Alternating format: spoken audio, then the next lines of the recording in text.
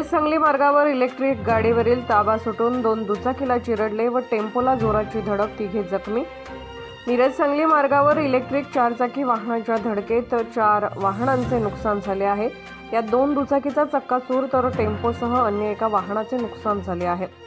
4 चाकी electric MH10 EE 9666 या 4 चाकी वाहनावरील चालक रवी किरण पिसे यांचा वाहनावरील ताबा सुटून सलग 4 वाहनांना जोराची धडक दिली आहे। यात तिघे जण जखमी झाले आहेत। घटनास्थळी गांधी चौकी पोलीस आल्याने वाहतूक कोंडी दूर केली।